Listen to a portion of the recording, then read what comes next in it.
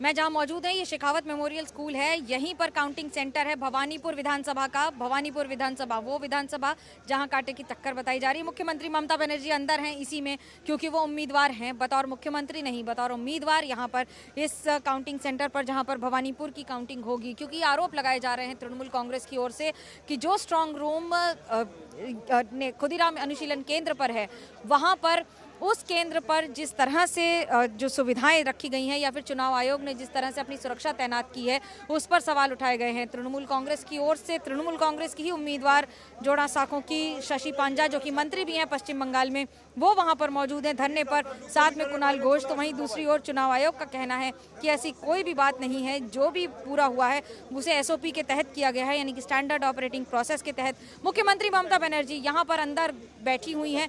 ये वो counting centre है जहाँ पर भवानीपुर की काउंटिंग की जाएगी। भवानीपुर में इसके सारे ईवीएम इसी स्ट्रांग रूम में रखे हुए हैं।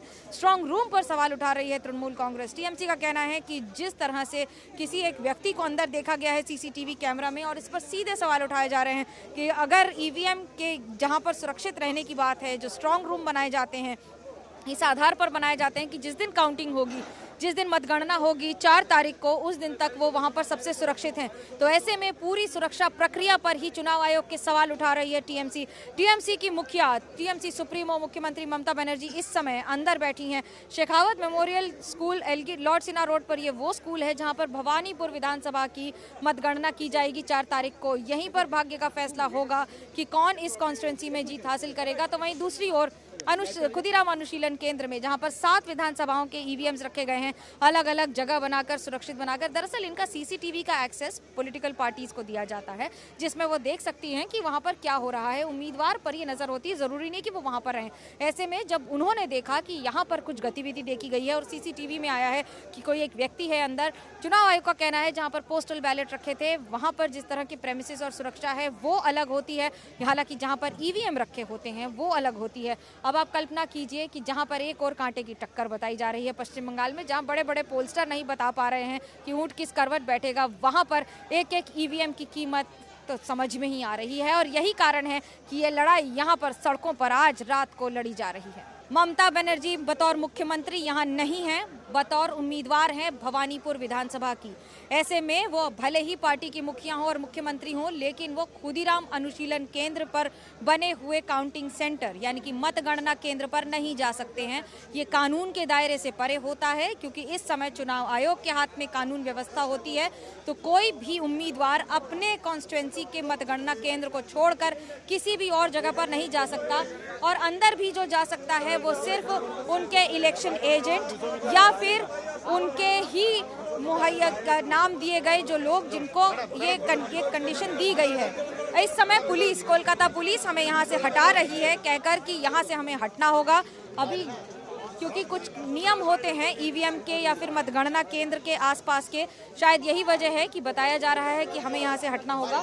पर जब बात होती है मतगणना केंद्र की, तो उसकी सुरक्षा सबसे ज़्यादा महत्वपूर्ण होती है, क्योंकि वही बताएगा कि वहाँ जितने भी ईवीएम रखे हैं वो कितने सुरक्षित हैं। चुनाव आयोग का कहना है कि पूरी तरह से सुरक्षित है, उन पर सवाल उठाने की कोई ज़रूरत नहीं है। तो वहीं दूसरी ओर मुख्यमंत्री ममता बनर्जी अभी यहाँ पर बतौर उम्मीदवार अंदर बैठी हुई हैं, और ये वो काउंटिंग सेंटर है जो फैसला करेगा 4 तारीख को कि जीत किसकी हो रही है इस विधानसभा केंद्र पर।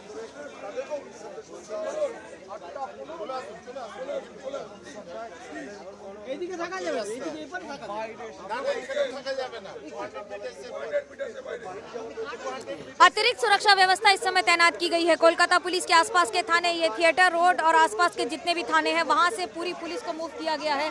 और इस समय ये सारे भारतीय जनता पार्टी के कार्यकर्ता हैं। ये वही सरदार जी हैं जिनकी पगड़ी खुल गई थी यहाँ पर प्रोटेस्ट करते हुए, और उनके साथ साथ इनका कहना है कि ये जो प्रोटेस्टर्स आए हैं, ये जो यहाँ पर विरोध प्रदर्शन कर रहे हैं, इनका आरोप है कि जो एक गाड़ी खड़ी थी यहाँ पर इसी दीवार से सटी हुई, जिस पर तृणमूल कांग्रेस का वो पोस्टर लगा हुआ था, जिसकी वजह से वो कह रहे हैं कि ये पोस्टर लगे होने के कारण और वो इसी दीवार से सटे हुए यहाँ पर खड़ी हुई गाड़ी के कारण पहले विरोध प्रदर्शन कर रहे थे, उसके बाद उन्हें कोलकाता पुलिस ने हटाया है। यहाँ पर ये है वही स्कूल, यानी कि ऊपर देखिए DCNRC यहाँ पर लिखा हुआ है, यही है जनरल इलेक्शन 2 दी वेस्ट बंगाल लेजिस्लेटिव असेंबली। ये है इस समय स्ट्रांग रूम कहा जा रहा है। स्ट्रांग रूम का मतलब होता है यहीं पर मतगणना केंद्र का सारा जो दारोमदार होगा, वो चुनावी व्यवस्था से लेकर यहाँ पर चुनाव आयोग के हाथ में पूरी सुरक्षा होगी, लेकिन जो डिप्लॉयमेंट होगा वो CRPF का होगा या फिर कोलकाता पुलिस का होगा। कई जगह पर अलग अलग पैरामीटर्स फॉलो किए जाते हैं जो बहुत ज़्यादा हाईली सेंसिटिव जोन्स हैं, जैसे कि भवानीपुर है, और उसके कई कारण भी हैं क्योंकि यहाँ पर एक एक वोट की गिनती की बहुत ज़्यादा कीमत होगी, जिसकी वजह से यहाँ पर पहले से कई गुना ज़्यादा सुरक्षा तैनात की गई है। सवाल इसलिए उठ रहे हैं क्योंकि जैसा कि मैंने अभी आपको बताया, वो CCTV कैमरा पे थोड़ा मूवमेंट दिखा, एक ह्यूमन मूवमेंट, जिसको तृणमूल कांग्रेस कह रही है कि कोई व्यक्ति अंदर घुसा है EVM केंद्र में, यानी कि मतगणना केंद्र में, जिसकी वजह से ये सवाल उठाए जा रहे हैं। चुनाव आयोग का कहना है कि पोस्टल बैलेट्स अलग रखे जाते हैं, जो EVM सेंटर्स होते हैं, जो स्ट्रांग रूम्स होते हैं, उसमें EVM अलग रखे जाते हैं। पोस्टल बैलेट की गिनती पहले की जाती है और सुबह 8 बजे सबसे पहले जब काउंटिंग शुरू होती है तो पोस्टल बैलेट गिने जाते हैं, उसके बाद EVMs खोले जाते हैं और एक एक करके उसकी पूरी काउंटिंग होती है, पूरा डिजिटाइज्ड होता है। और पिछले कुछ वर्षों से लगातार EVMs पे CCTV कैमरास लगे रहते हैं, जिनका एक्सेस, यानी कि जिसे देखने की परमिशन राजनीतिक दल को या फिर उम्मीदवार को दी जाती है, यानी कि उसका सीधा डाउनलिंक उनके पास दिया जाता है। ये एक सरकारी प्रक्रिया है, ये एक आधिकारिक और औपचारिक प्रक्रिया है, जिससे चुनाव आयोग ये सबसे इंश्योर कर लेता है कि ये पूरी प्रक्रिया पूरी तरह से फूल प्रूफ है और पारदर्शी है। अपनी पारदर्शिता पर सवाल न उठे, इसलिए ये सारी प्रक्रिया की जाती है। पर अभी हम जिसकी बात कर रहे हैं, ये तृणमूल कांग्रेस का सीधा सवाल है कि एक CCTV कैमरा का वीडियो उनके पास है, जिसके आधार पर चुनाव आयोग पर सवाल उठाया जा रहा है और ये पूछने की कवायद की जा रही है कि आखिरकार वो व्यक्ति अंदर कैसे था। मनोज अग्रवाल, जो कि मुख्य निर्वाचन अधिकारी हैं, उनका कहना है कि ऐसा कुछ भी नहीं था। पर ये बात तो सच है कि अगर सवाल उठ रहे हैं तो उसके जवाब चुनाव आयोग को देने पड़ेंगे। अब इस समय राजनीति बढ़ती चली जा रही है, रात के 12 बजने को आ रहे हैं, लेकिन आप कल्पना कीजिए कि अगर किसी को लग रहा था कि पश्चिम बंगाल में पोलिंग खत्म होने से राजनीति की गर्मी थोड़ी कम हो जाएगी, तो भले ही मौसम ने हम पर थोड़ी सी मेहरबानी दिखा दी हो और इतनी बारिश कर दी हो, इतनी बारिश कर दी है कि रास्ते जाम हो गए हैं और कई जगह जल जमाव हो गया है, लेकिन इन सब के बीच में तापमान पश्चिम बंगाल की राजनीति का फिलहाल तो बॉइलिंग पॉइंट पर है, 100 डिग्री सेल्सियस पार कर चुका है। दिन में 40-42 डिग्री टेम्परेचर रहता है, लेकिन रात की इस समय राजनीति मध्य रात्रि में 100 डिग्री सेल्सियस पार कर चुकी है। उसका कारण यह है कि खुद मुख्यमंत्री ममता बनर्जी अंदर EVM के यहाँ पर मतगणना केंद्र में बैठी हुई हैं। अब इसकी बात आपको बता दूं, मुख्यमंत्री ममता बनर्जी को अगर आप एज अ बैट्समैन देखते हैं तो जब वो अपनी पिच पर खेलती हैं और अपने अंदाज में बैटिंग करती हैं तो सड़क से संसद तक का सफ़र उन्होंने इसी संघर्ष से तय किया था, क्योंकि सड़क पर प्रदर्शन में उनकी जो महारत है उसके आसपास कम से कम इस समय वर्तमान में देश का कोई नेता नहीं है।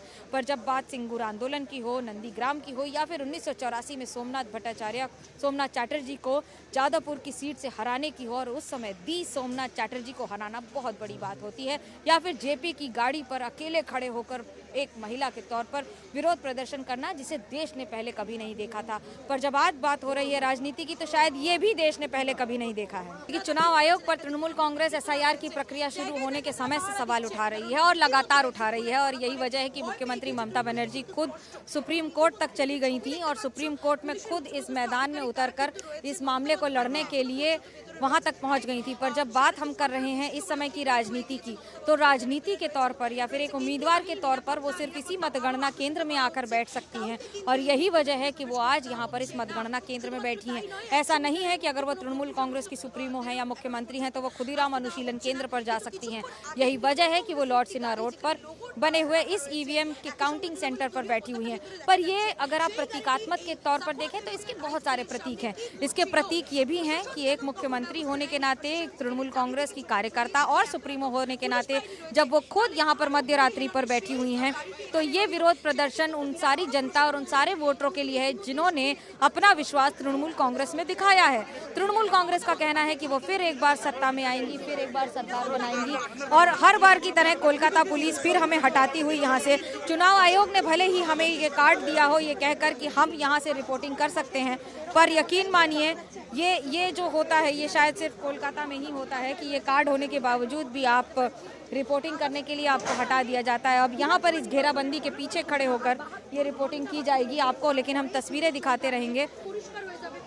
और इस समय कोलकाता पुलिस के अधिकारियों से सवाल जवाब और उनके साथ साथ यहाँ पर पूछते हुए देखिए कुछ ही देर में मुख्यमंत्री ममता बनर्जी के निकलने के लिए यहाँ पर चहल पहल शुरू हो गई है। हो सकता है ये जो सबको हटाया जा रहा है अब यहाँ पर उनकी गाड़ी लगाई जाएगी और मुख्यमंत्री ममता बनर्जी कुछ ही मिनट में यहाँ पर निकलेंगी। और ये तस्वीरें बता रही हैं कि ममता बनर्जी के निकलने की यहाँ से तैयारी हो रही है। तो हम आपको यहाँ पर तस्वीरें दिखा रहे हैं। उनके साथ साथ ममता बनर्जी अभी पुलिस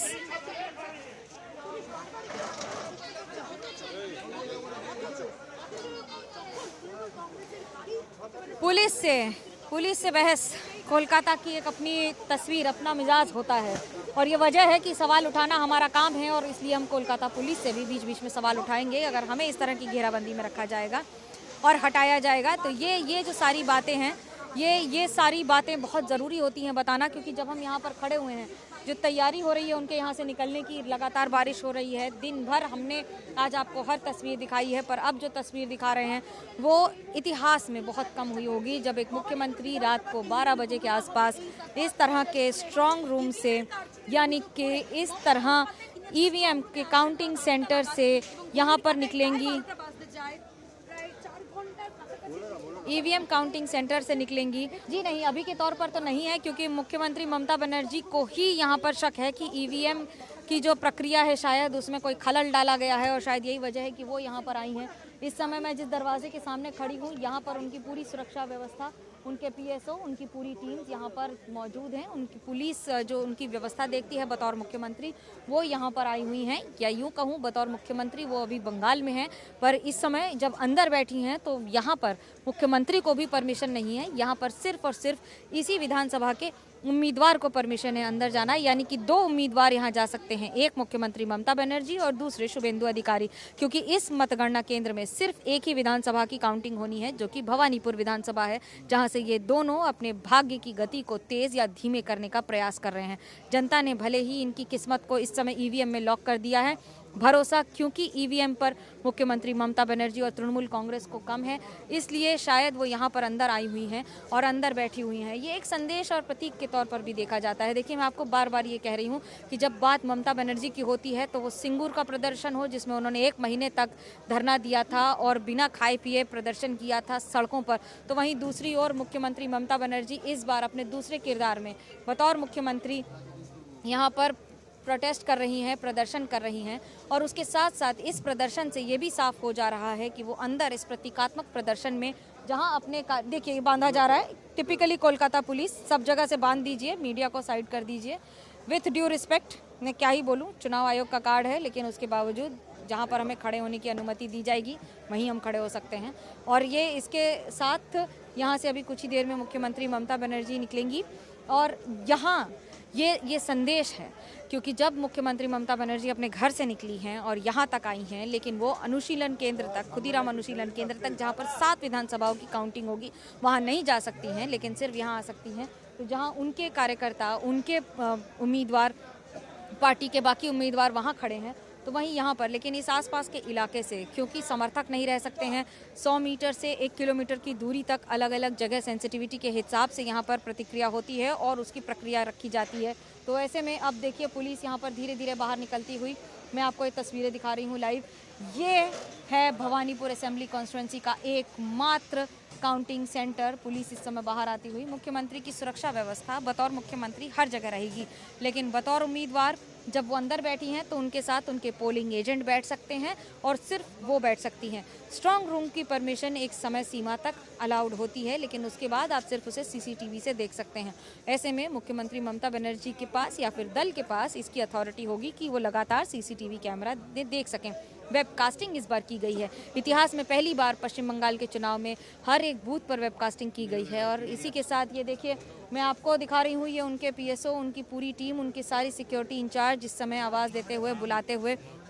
इसका मतलब कुछ ही देर में मुख्यमंत्री ममता बनर्जी के निकलने का समय होगा। ये चहल पहल बढ़ती चली जा रही है और हम आपको लाइव तस्वीरें लगातार दिखा रहे हैं। एनडीटीवी पर आपको सबसे पहले दिखा रहे हैं कि मुख्यमंत्री ममता बनर्जी कुछ ही देर में निकलेंगी। यहाँ पर अंदर बैठना उनके लिए एक ऐतिहासिक है और उन्होंने शायद अभी तक जितने भी काम किए हैं वो अपने आप में पहली बार ही हुए हैं और इसी तरह से ऐतिहासिक हुए हैं। बतौर मुख्यमंत्री सुप्रीम कोर्ट में जाना, बतौर महिला मुख्यमंत्री उस तरह का काम करना, या फिर बतौर